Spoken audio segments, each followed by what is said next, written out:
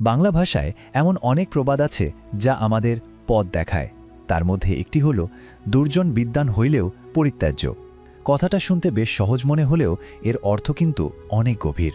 চলুন আজকে আমরা এই কথাটার গভীরে যাই, দেখি এর একাডেমিক তাৎপর্যটা কী, আর এর ভেতরের প্রত্যেকটা স্তরকে সহজ করে বোঝার চেষ্টা করি। তো এই পুরো ব্যাপারটা পরিষ্কারভাবে বুঝতে হলে আমরা আলোচনাটাকে কয়েকটা ভাগে ভাগ করে নিয়েছি।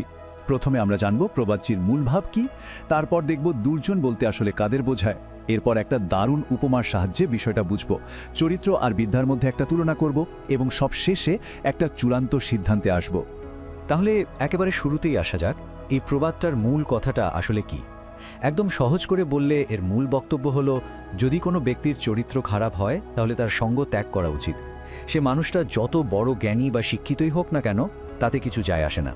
এখানে ব্যক্তির জ্ঞান বা শিক্ষার চেয়েও তার চরিত্রকে অনেক বেশি গুরুত্ব দেওয়া হয়েছে। কিন্তু একটা প্রশ্ন তো আসতেই পারে, তাই না, যে এই দুর্জন শব্দটা দিয়ে ঠিক কাদের বোঝানো হচ্ছে? কি কি বৈশিষ্ট্য থাকলে একজন মানুষকে আমরা দুর্জন বলবো? চলুন এর একটা পরিষ্কার সংজ্ঞা খুঁজে বের করি। আচ্ছা, তাহলে দুর্জন হচ্ছে এমন একজন মানুষ যার চরিত্রে কিছু মৌলিক সমস্যা থাকে। যেমন ধরুন, সে মিথ্যাবাদী, দুর্নীতিপরায়ণ আর চরিত্রহীন। মানে তার কথাবার্তা আর কাজকর্মেই এই খারাপ দিকগুলো ফুটে ওঠে। এটা কোনো ওপর ব্যাপার নয়, এটা তার চরিত্রের একটা মূল অংশ। আর এখান থেকেই সবচেয়ে গুরুত্বপূর্ণ পয়েন্টটা আসে। দেখুন, একজন মানুষের চরিত্র কিন্তু তার লেখাপড়া বা ডিগ্রির ওপর নির্ভর করে না। একজন খারাপ লোক খুব শিক্ষিত হতে পারে, আবার একেবারে নিরক্ষরও হতে পারে। তার মানে শিক্ষা আর খারাপ চরিত্র, এই দুটো আসলে একদমই আলাদা জিনিস।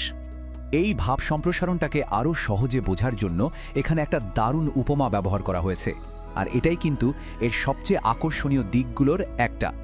উপমাটা হলো মণি সমেত সাপের উপমা। অনেক আগেকার দিনে, মানে প্রাচীনকালে, মানুষের মধ্যে একটা বিশ্বাস ছিল। তারা ভাবত কিছু বিষাক্ত সাপের মাথায় নাকি খুব দামি একটা মণি থাকে। আর এই বিশ্বাসটাই আমাদের উপমাটার মূল ভিত্তি।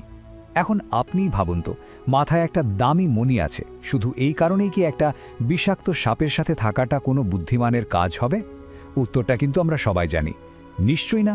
ওই মণির লোভে এত বড় ঝুঁকি নেওয়াটা তো বোকামি ছাড়া আর কিছুই নয়। ঠিক এই উপমাটাই কিন্তু আমাদের মূল প্রবাদটাকে একদম পরিষ্কার করে দেয়। এখানে ওই বিদ্বান কিন্তু খারাপ লোকটা হলো বিষধর সাপটা, আর তার জ্ঞান বা বিদ্যা সেটা হলো ওই মণিটা। জ্ঞান জিনিসটা যতই মূল্যবান হোক না কেন, মানুষটার খারাপ চরিত্র মানে সাপের বিষাক্ত ছোবল সেই জ্ঞানের সব মূল্য নষ্ট করে দেয়। তাই তো তার সঙ্গ ত্যাগ করাটাই আসল বুদ্ধির কাজ। তাহলে চলুন এবার চরিত্র আর বিদ্যা এই দুটোকে পাশাপাশি রেখে একটা তুলনা করা যাক। মানে একজন শিক্ষিত কিন্তু খারাপ লোকের সাথে একজন ভালো কিন্তু হয়তো অশিক্ষিত লোকের মূল পার্থক্যটা কোথায়? এই পার্থক্যগুলো একটু খেয়াল করলেই ব্যাপারটা আরও পরিষ্কার হয়ে যাবে। দেখুন, একজন দুর্জন বিদ্বানের সঙ্গ সবসময় ক্ষতিকর, এমনকি বিপজ্জনকও হতে পারে, আর সে সমাজে কোনো সম্মান বা ভালোবাসা পায় না। অন্যদিকে একজন চরিত্রবান মানুষ যার হয়তো প্রাতিষ্ঠানিক শিক্ষা নেই, তার সঙ্গ সবসময় নিরাপদ আর ভালো লাগার মতো। তার কাছ থেকে বিপদের কোনো আশঙ্কাই থাকে না, আর সমাজের চোখেও তিনিই কিন্তু শ্রদ্ধার যোগ্য।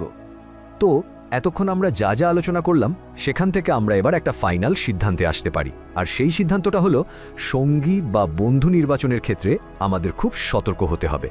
তাহলে একজন দুর্জন লোকের সাথে মিশলে কি কি ঝুঁকি থাকে? প্রথমত, তার সঙ্গে দেখলে অন্যরাও আপনাকে খারাপ ভাবতে পারে। সৎসঙ্গে স্বর্গবাস, অসৎসঙ্গে সর্বনাশ, কথাটা তো আমরা সবাই জানি। দ্বিতীয়ত, তার জ্ঞান থেকে আসলে ভালো কিছু শেখার উপায় নেই। আর সবচেয়ে বড় কথা হলো, তার কারণে আপনার জীবনে সরাসরি কোনো বিপদ বা ক্ষতিও চলে আসতে পারে। আর এই পুরো আলোচনার শেষ কথাটা কিন্তু খুবই গুরুত্বপূর্ণ। সেটা হলো, জ্ঞান অর্জন করার চেয়েও ভালো একটা চরিত্র গড়ে তোলা অনেক বেশি কঠিন। এজন্যই একজন চরিত্রবান মানুষ, তার প্রাতিষ্ঠানিক শিক্ষা থাক বা না থাক, সে সমাজের জন্য একটা সম্পদ। তাহলে এই পুরো বিশ্লেষণ শেষে একটা প্রশ্ন সবার জন্য থাকলো, আমাদের জীবনে চলার পথে কোন জিনিসটা বেশি দামি, অর্জিত জ্ঞান নাকি অর্জিত চরিত্র? একটু ভাবলেই হয়তো উত্তরটা এই প্রবাদের মধ্যেই খুঁজে পাওয়া যাবে।